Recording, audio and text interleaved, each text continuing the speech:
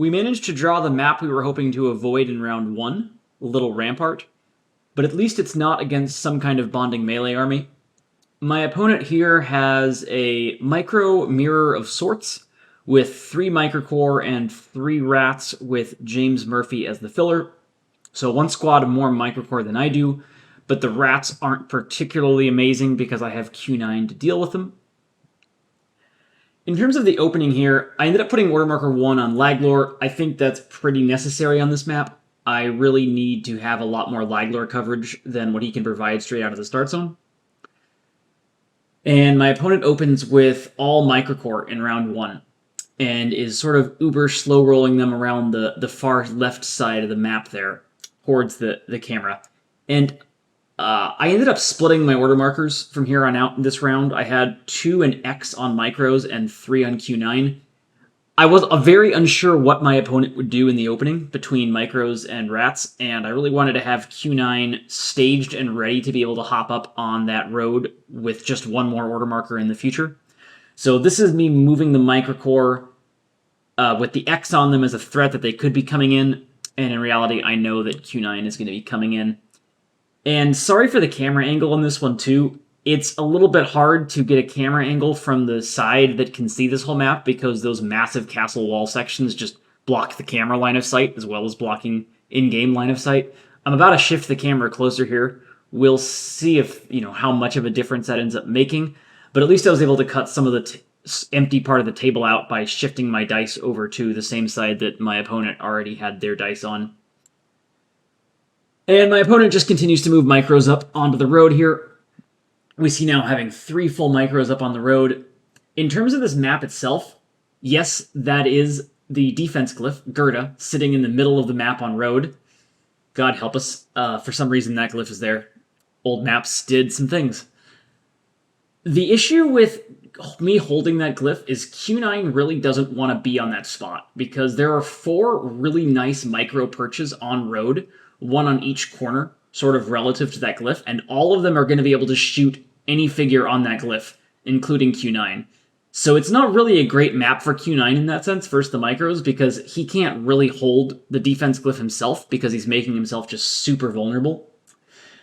And my opponent's going to be able to contest it a little bit better than I am with their micros, just because they've got a few more of them, and their order markers are going to be a little bit cleaner in that sense. Going into round 2 now, my goal was just to trade micros as evenly as I possibly could. I feel like if I trade 6 micros for 6 micros here, and that leaves Q9 backed by Laglor versus 1 squad of micros and all the rats, that puts me in a really good spot. So I end up putting 3 order markers on the microcore here. It's actually the 1, 2, and the X, and I have the 3 on Q9. My hope when I did this, or my thought process at least, was that one of his microcore would be on Gerda by the time my 3 rolls around, and that Q9's able to hop up and Quaglex into that glyph with 3 attacks of 3 there is better than the 1 attack of 4 that I could get from a single micro height on that spot.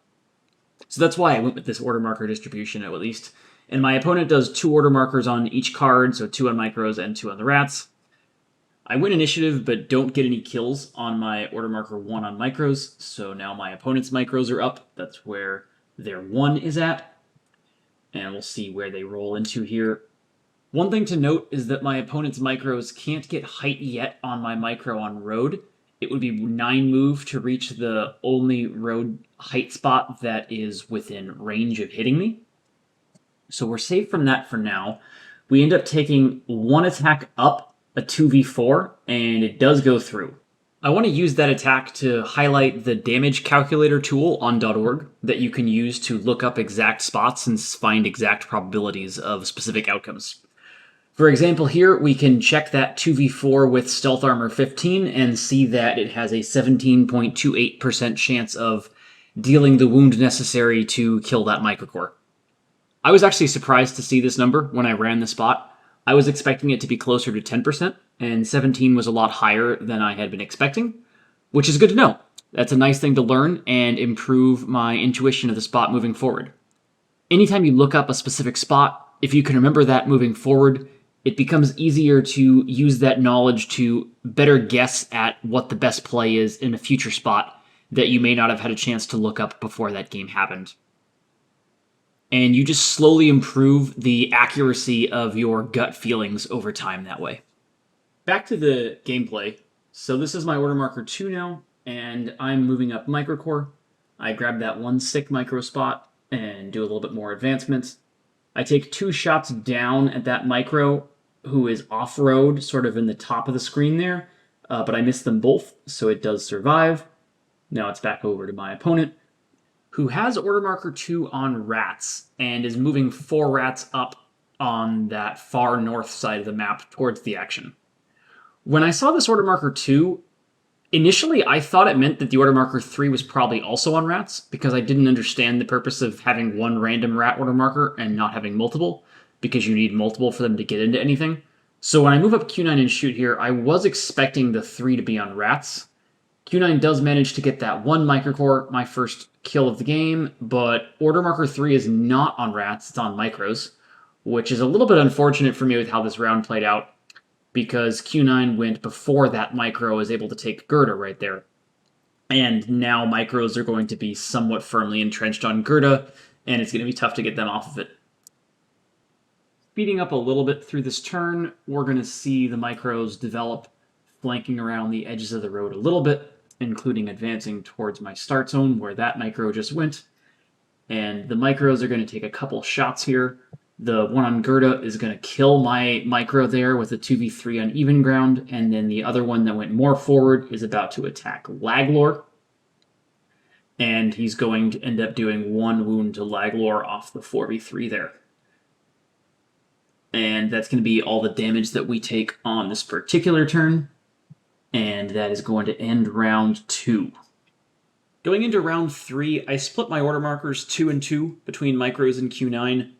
I think that's what an equilibrium game theory state would look like, with a pretty mixed strategy of floating order marker 2 between either micros or Q9, using that disguise to make my opponent not know which one the 2 is on early in the round.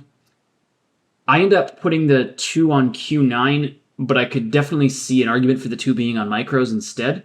It felt very close to me in terms of where I wanted the 2 to be there, which probably means that at equilibrium, it's probably going to be mixing fairly close to a 50-50 to make it hard for my opponent to guess, since the expected value of damage from my end is so similar. I'm going to take my misfortune here as another opportunity to do a small math lesson.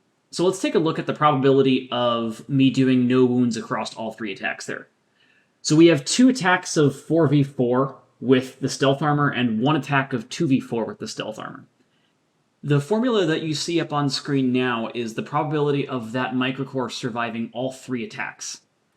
We can create this probability by looking at the probability of the microcore surviving each of the 3 attacks independently and then multiplying those together, because it has to achieve all 3 outcomes in order to survive the turn. The first 2 terms come from that second screenshot, the 4v4 attack, and the last term comes from the other screenshot, the 2v4. In both screenshots, I highlighted 2 numbers. Those numbers are the inverses of each other, so one number is equal to 1 minus the other number, but they can both be used to arrive at the same outcome. Now we see Q9 Queglex into the micro on Gerda and miss all 3 as well. So let's take a look at that probability too. I've highlighted the same corresponding numbers for Q9 that I did for the micros, and what we can see using the same formula is that Q9 was a little bit more likely to miss than the micros were. Effectively, I had about 5% chance more to kill the microcore on Gerda by using those 3 attacks from the micros than by using the 3 attacks from Q9. So that's a nice outcome to know and to remember moving forward. Fun take-home question number 1. What's the probability of me missing all 6 attacks there? This one should be relatively easy. My opponent now returns fire and kills one of my microcore.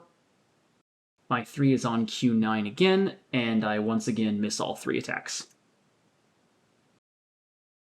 Speeding up this turn a bit, my opponent returns fire and is able to kill the microcore that I have in lower ground near my start zone. Going into round 4 now, with 2/3 of my microcore dead, this is an easy put all the order markers on Q9 and hope for the best situation. We're pretty clearly behind in the matchup. We've lost the majority of our micros, and our opponent still has the majority of their micros. That's a bad opening exchange for us. We do manage to win initiative here, and I hop Q9 that far over because I'm trying to avoid being engaged by a single microcore. I want to at least make it take an LEA to get there. And then all of our bad luck starts to turn around as we just go 3 for 3 here and just wipe all the forward micros. So we basically get back in the game off this one turn, and it's going pretty close back to even now. Back over to our opponent. The microcore that he has left are all pretty far away. We do see the one micro able to retake the defense glyph, and then some other microcore flanking around the edges here. That one microcore gets an attack off, but we just saw being rolled there, and Q9 has a lot of defense, except he actually went for the micro there at the last second change, not Q9. I have a turn of Q9 missing all of his attacks here, and then my opponent's microcore takes 3 shots up at that one micro I have on height, the third attack of which gets it, opening that spot up for a micro to take next turn, which is super big. Positioning on this turn for Q9 didn't matter a ton because all of the micros could get to that max height spot, so it didn't matter so much which ones I killed. I end up backing up a little bit here and shooting for the glyph guy first, which I do get, but that's the only one for this turn. Now we'll see micros move up, one take height, and get 3 shots off. And Q9 takes his first wound. Super close game state now. Essentially Q9 versus 4 microcore, with one of them being on height going into this round. My strategic decisions are a little bit less interesting at this stage in the game. It's mostly just dice for me.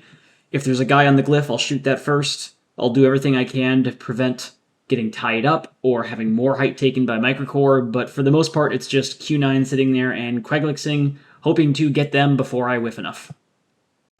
Q9's a bit boxed in here. He wants to avoid getting engaged, but it's really hard to do that because all these micros on road can essentially shift either direction. If I go towards the heighted one, that heighted one can engage me, the one on the glyph can take his height, and the other one can take the glyph, and if I go the other direction, the guy on even ground who's not on the glyph can just come and engage me. So it really didn't matter a ton here where I put him. We end up not getting any kills on this order marker. And Q9 does finally get engaged, which is unfortunate. We also lose that microcore on height, which is going to allow him to take that heighted spot next, which is extra unfortunate. Now, this was an interesting decision point. Q9 has 2 life left. I could take a disengage from that one guy to try to shoot the one on the glyph first, or I could stay where I am and try to get through the guy I'm next to and then go for the one on the glyph. Honestly, not sure what's the better route here. If I was at full health, I think I'd take the disengage, but it feels really close here. So I'm not sure what the correct choice was. We end the round with just 1 life left on Q9 and still having to face 4 microcores.